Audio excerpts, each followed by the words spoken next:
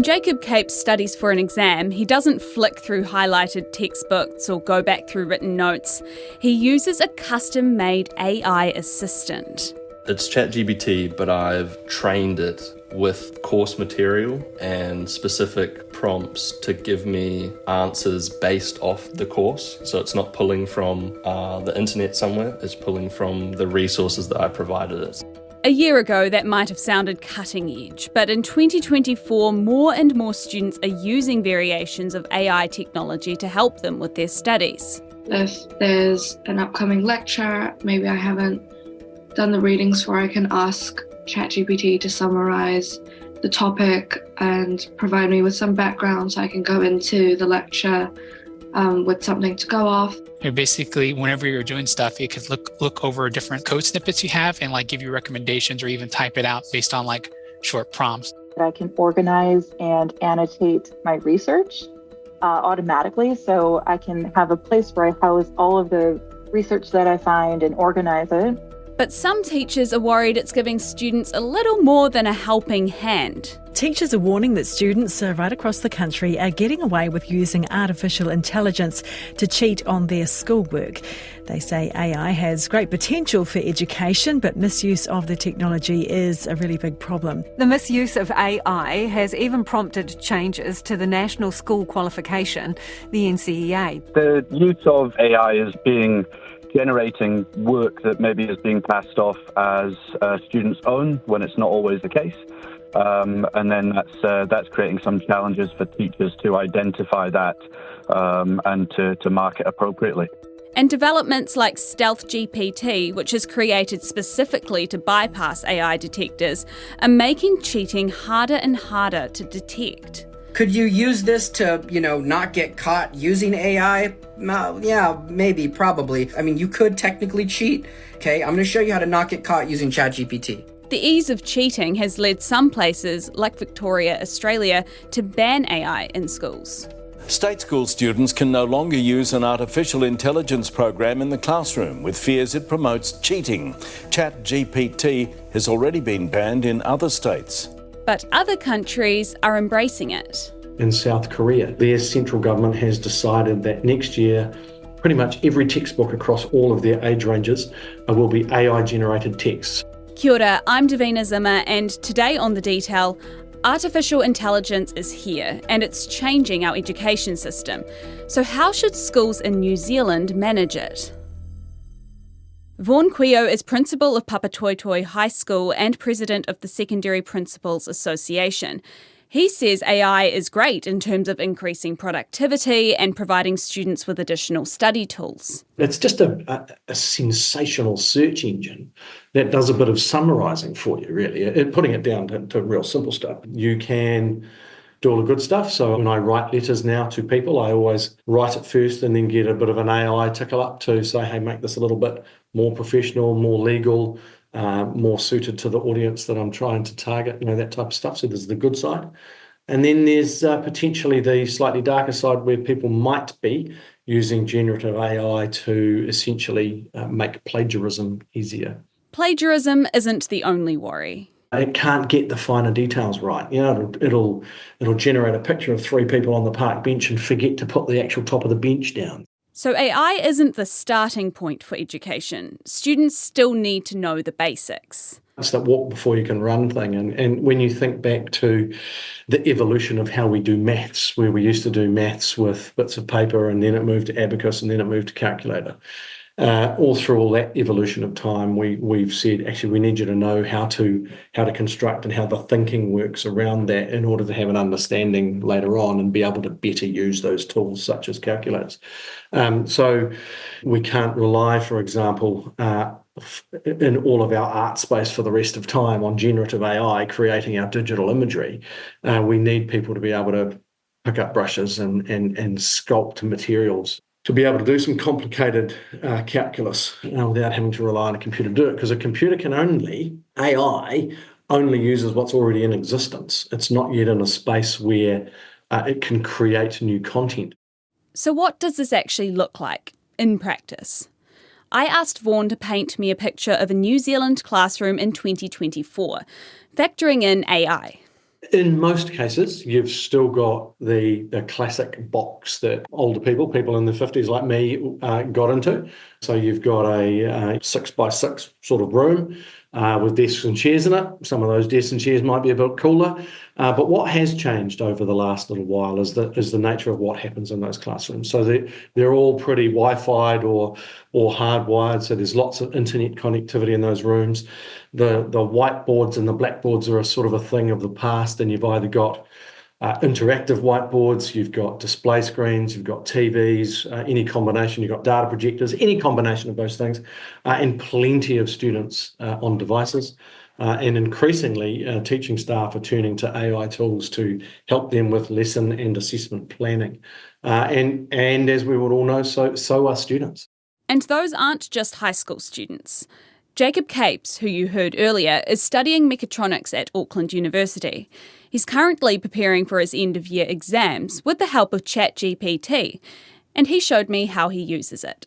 So essentially what I'm doing is I'm going through all of the provided lecture slides that the course has given us, and for each slide it has a bunch of information about a particular topic. So there's a slide here trying to explain how a three-phase motor works, and I will take a screenshot of that slide and then copy and paste it into ChatGPT, and I can just ask it to extrapolate what is on the slide in a way that I can understand it. So just what is going on in this slide, and then I can ask it to explain it to me in a way that is memorable. So then I'll just press enter, and it'll take in the picture and the prompt that I've given it, and then it will, I guess, give me something out. And that comes up pretty quickly, right? That didn't even take 10 seconds. Yeah, it is. It's really fast. And so now it's come up with key parts of the slide as the headline, and then it's got bullet points essentially with subheadings in there, and it's basically summarised everything for you, hasn't it, into bullet points? Yeah, that's essentially what it's done. And then from this output that it's given me, I can then ask it to further explain things. So rotating magnetic fields, like that seems quite arbitrary to me. The explanation that it's given is quite brief. So I can highlight, I guess, some of the text that it's given me, and I can press these quotation marks, and then it will allow me to write a prompt based on that information. This is really valuable for me because in a lecture you can't really just go out and then ask a lecturer to keep going why till it gets down to a root cause, whereas with ChatGPT I can just continually keep prompting it until I for sure have an understanding. It doesn't matter how long it takes, I can just keep going. So how often have you used this to study for tests? I'll use it to study for pretty much every test, really as a tool to increase my understanding, not to give me so much answers for things, but to explain why something is the way it is so I can remember it better. It's almost like having a lecturer next to you that you can just ask questions to understand the content, which is always going to be valuable. Jacob also uses ChatGPT during lectures to take his notes. So I have quite terrible handwriting, and I can't read my notes when they're handwritten on an iPad or on paper. So during a lecture, I'll have my laptop open with ChatGPT and with the slides as well. So while the lecturer is speaking, I'll be converting the slides to text and annotating those, and then uploading those to a sort of online text document so I can look back at those later. He pays $30 per month for a premium model of ChatGPT. He says it's a worthwhile investment for his education. I see it though as like a net benefit because I'm paying approximately $1,000 a course per semester, and for me $30 a month for the education gain that I'm getting is beneficial. It also gives him access to things beyond the basic messaging tool, like the ability to get lecture slides clarified, which he explained before. He can also generate custom AI assistants for specific courses he's taking. So these are my custom ChatGPTs that I have made. It's ChatGPT, but I've trained it with course material and specific prompts to give me answers based off the course. So it's not pulling from the internet somewhere, it's pulling from the resources that I provided it. So you've preloaded this entire course content onto this AI assistant? Yes. And so if you put a question in, it will only come up with answers based off the stuff that you've loaded onto it? Yes, okay. Essentially. And how is that more helpful than the other ChatGPT that we were just on? It just means that it's like a bit of a smaller database that it's pulling from, so I can get answers faster, and it's also more reliable because I know that it's not pulling information from some random website somewhere. It's pulling it from what the lecturers have directly prescribed to me. Have you ever used ChatGPT to write an essay for you? I haven't used it directly to output like paragraphs of text, because that is very obvious when an AI outputs paragraphs of text, but I've used it to base ideas off of to use in an essay. So what are some of the obvious points? It's really hard to explain, but it has it's almost too perfect and too beyond what a normal human would sound like in a conversation or in writing. It just sounds almost robotic. And comparing it to other ChatGPT written articles, they all have very obvious similarities. But that doesn't seem to be stopping students from taking the chance, which is why a number of schools and universities are going back to handwritten assignments. The Ministry of Education has decided to scrap written reports as an NCEA Level 1 external assessment from next year. In September, they told RNZ that the risk of AI misuse was one of the reasons why. Teachers across the country are catching students using the technology for more than a helping hand. I asked Vaughan how bad the situation really is. Well, let's be honest. People have been writing the answers on their forearm under their sleeve, metaphorically and actually, for generations. I can remember once getting told off when I was at primary or intermediate school, because essentially I went to the library, photocopied the page from the encyclopedia at the time, and then copying it out. And the teacher said, well, I could have done that. That's just copying. So basically what generative AI has done is made that hyper easy, right? But also it does a bit of the summarizing and rewording for you. So it is very simple for a person to say, write me an essay on, but it's also relatively simple to identify when that has happened in most cases. So for example, if a teacher knows a student pretty well, they'll understand that student, keeping it really simple, always uses an S to spell organisation. But then suddenly in the essay, all of their organisations have Zs in them. Probably wasn't them writing it. That type of stuff. When a teacher knows their student, they can relatively comfortably work out when the work wasn't theirs. But you can get an essay created. So that's where it's incumbent on education professionals to either incorporate that into the assessment task, right? Where it's, hey, use AI to go and craft your first draft and then show me how you've edited that way through to make it more in keeping with the question that we're asking at the beginning. We need to find ways to incorporate it into our assessment practice. Vaughan says plagiarism and authenticity of work is the main concern for educators internationally when it comes to students using AI tools. But he doesn't think that concern justifies banning it. Like with other educational tools and technology, the solution is about finding a middle ground. I can remember once reading an essay, I think it was from the 1800s, about how bad it was going to be introducing the biro into education, and it will be the end of modern writing and all of that sort of thing, because students are able to use a ballpoint pen and a fountain pen, and the skills will be lost. And the world hasn't ended as a result of that. And similarly, we had a debate with internet. Should we put it in schools or not? Should we tie it right down or not? And again, the world hasn't ended because of that. So what we find with new technologies like this is the expectation of how good or bad it's going to be in 5 or 10 years' time is often quite different from how it actually lands. So I'm always hopeful that those of us charged with making decisions about sensible use and about making it work for rather than against what is societally acceptable will make the decisions that are right. I know the government is in a phase at the moment and looking at its AI strategy from a national perspective, whether that's in education, whether that's in health. Doctors will be having a similar conversation about, do we let AI do the diagnosis at the front end and what are the risks of that?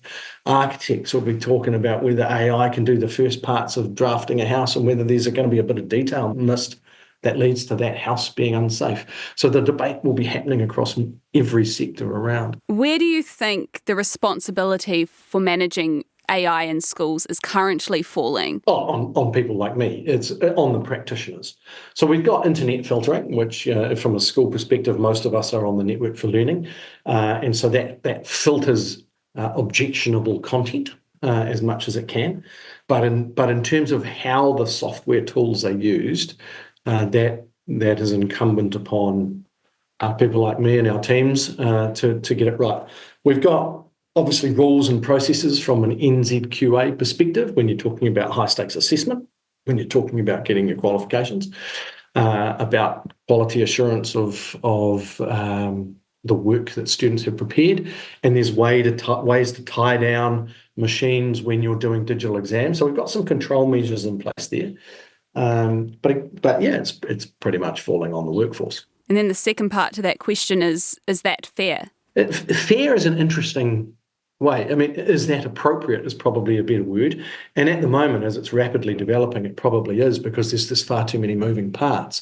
And whilst we have a system where we have a central government that can make decisions and make rules, it's probably moving too quick for the government to keep up with regard to across everywhere.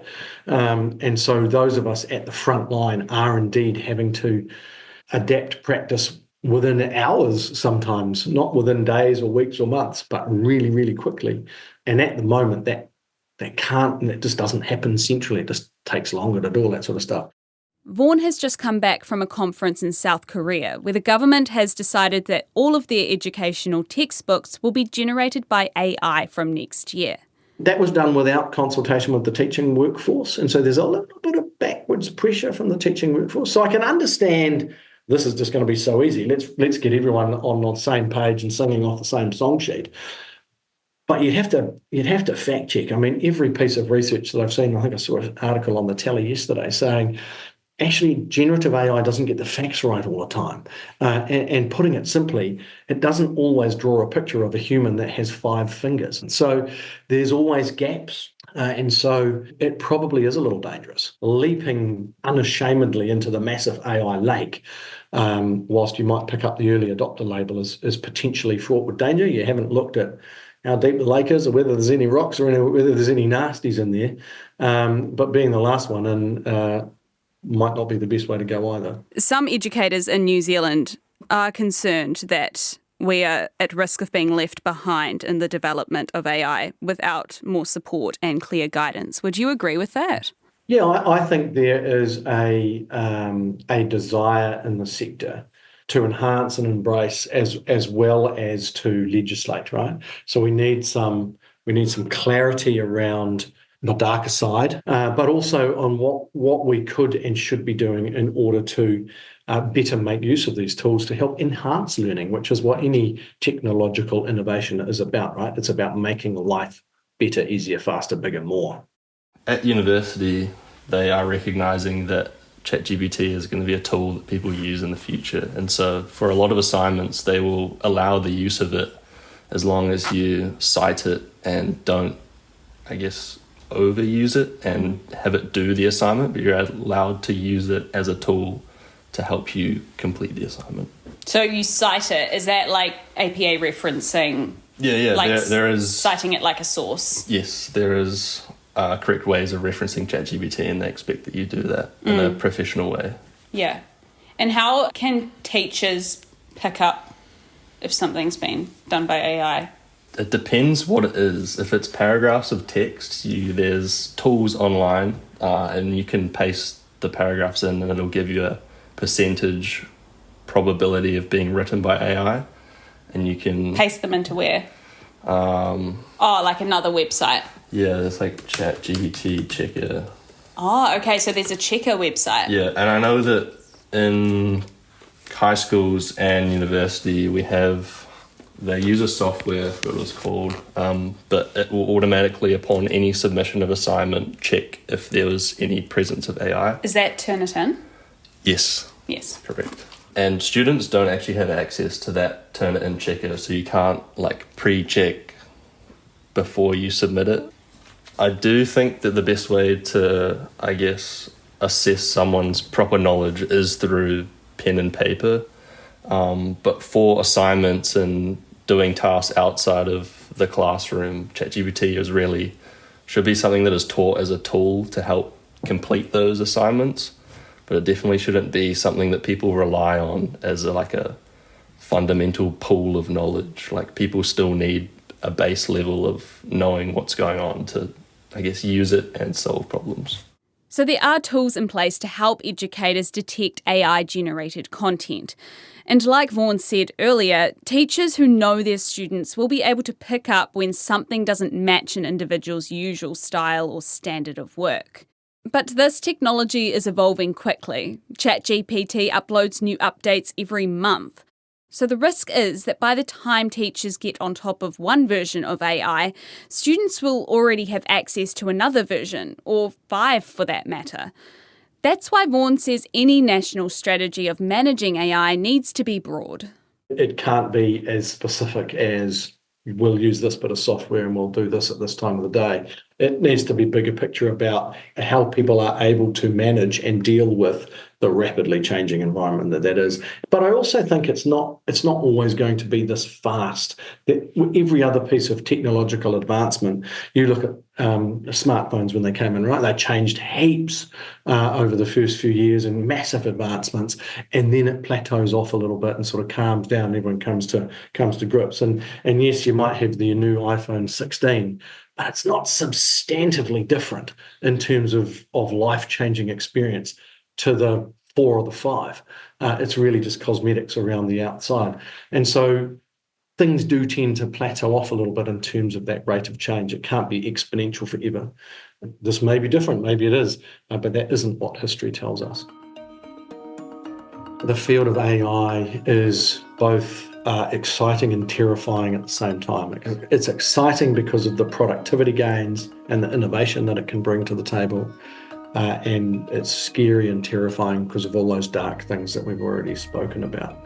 And so it's important that we don't ignore it, but it's also important that we treat it with the sort of cautious respect that we need to. And I think don't dive in headfirst too early on, that we take a measured approach to how we incorporate AI within our society. That's not saying don't do it. It's saying make sure we know what we're doing before we flick that switch, because you can't unring a bell, right? That's all for today. The Detail is a newsroom production supported by RNZ and New Zealand On Air. Thank you to Vaughan Quio and Jacob Capes. This episode was produced by Gwen McClure and engineered by Phil Benj. I'm Davina Zimmer, ka kite anō.